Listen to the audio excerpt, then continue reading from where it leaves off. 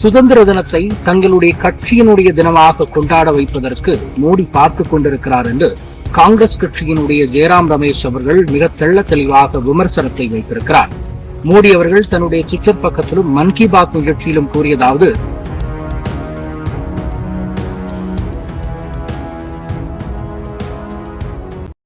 Mister perfect extra gold திருமணமான ஆண்களுக்கு திருப்பு முனையை ஏற்படுத்தும் ஹலாலான இயற்கை வியாகரா.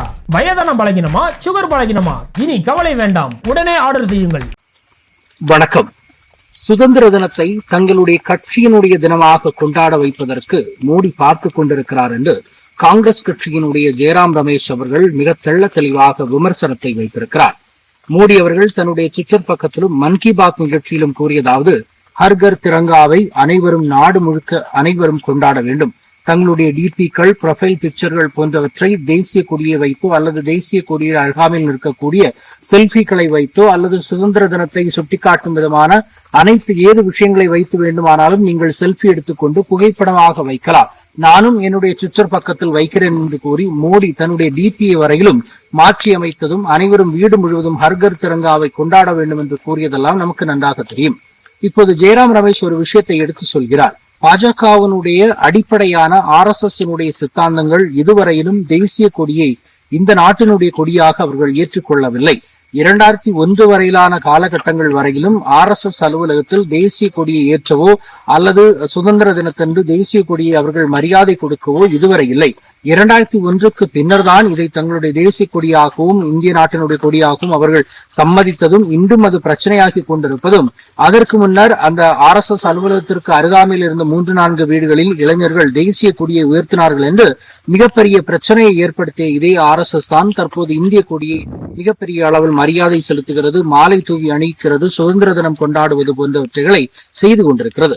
ஆனால் இப்படி அடிப்படை, அதாவது பாஜகவினுடைய அடிப்படையான RSSஏ இந்திய தேசிய கொடியை வரவேற்கவில்லை. ஆனால் தான் இப்போது மக்களிடையே என்ன செய்யலாம், எந்த கெட்ட பெயரை மாற்றலாம் என்று தற்போது ஹர்கர் திரங்காவை கொண்டாடப் போவதாக தற்போது ஜெயராம் ரமேஷ் அவர்கள் சொல்லிக் கொண்டிருக்கிறார்கள். ஏனென்றால் அந்த குவிட் இந்தியா மூவ்மெண்ட் போன்றவைகளுக்கான விழாக்களை காங்கிரஸ் கட்சி கொண்டாடும் பொழுது பாஜகவினருக்கோ அவருடைய முன்னர் காலத்தில் இருப்பவர்களுக்கோ இந்தியாவினுடைய வரலாற்றில் எந்த ஒரு பங்கும் இல்லை. அதனால் வரலாற்றில் ஏதாவது ஒரு இடத்தில் தங்களுடைய பெயரை பதித்துக் கொள்வதற்கு தான் இந்த ஹர்கர் திரங்கா போன்ற நிகழ்ச்சிகளை நடத்த இருப்பதாக ஜெயராம் ரமேஷ் குற்றம் சாட்டியிருக்கிறார். அது மிகவும் காட்டமாக. அதோடு மட்டுமில்லாது மோடி எதற்காக இப்படி நடித்துக் கொண்டிருக்கிறார்? நாடு முழுவதும் பல பிரச்சனைகள் இருக்கும் பொழுது ஹர்கர் திரங்காவிற்கான முக்கியத்துவம் என்ன அப்படிங்கிற கேள்வியும் இருக்கிறது.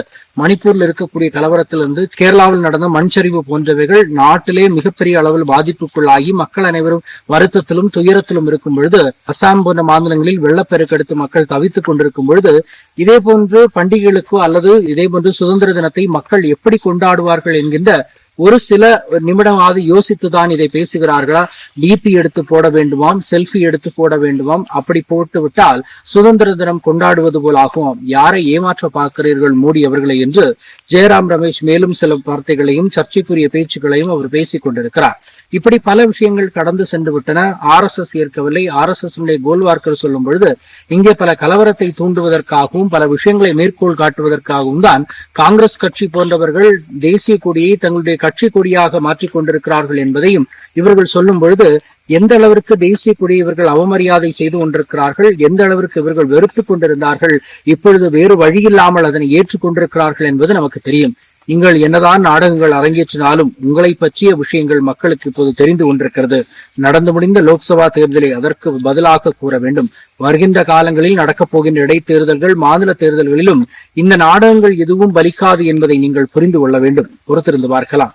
மற்றவர்கள் சந்திப்போம். நன்றி, வணக்கம். மை நேம் இஸ் ரெட் சேனலை சப்ஸ்கிரைப் பண்ணிக்கோங்க. அதுக்கப்புறமா பக்கத்துல இருக்கிற ஜாயின் பட்டனை கிளிக் பண்ணீங்கன்னா ஒரு நியூ பேஜ் ஒன்று ஓப்பன் ஆகும். அதுலயும் ஜாயின் பட்டனே கிளிக் பண்ணிக்கோங்க. அதுல பாத்தீங்கன்னா credit R debit card options இருக்கு. இதுல உங்களுக்கு விசா, மாஸ்டர் கார்டு, ரிப்பே அப்படின்னு 3 ஆப்ஷன்ஸ் கொடுத்துருக்காங்க. அதுல நீங்க எந்த கார்டு சூஸ் பண்றீங்களோ அந்த கார்டோட நம்பர் என்டர் பண்ணிக்கோங்க. அப்புறமா கார்டோட வேலிடிட்டி மந்த் அண்ட் இயரை டைப் பண்ணிக்கோங்க. அடுத்தபடியா உங்க கார்டோட பின்னால CVC கோடுன்னு சொல்லிட்டு 3 நம்பர்ஸ் கொடுத்துருப்பாங்க. அந்த நம்பர் இதுல என்டர் பண்ணிக்கோங்க. அப்புறமா அட்ரஸ் அண்ட் இன்ஃபர்மேஷன் என்டர் பண்ணிட்டு பைங்கிற பட்டனை கிளிக் பண்ணிக்கோங்க. ஒருவேளை உங்க கார்டு நம்பர் இன்வாலிட்னு காமிச்சிச்சுன்னா உங்க கார்டுல இன்டர்நேஷனல் யூசேஜை எனேபிள் பண்ணுங்க.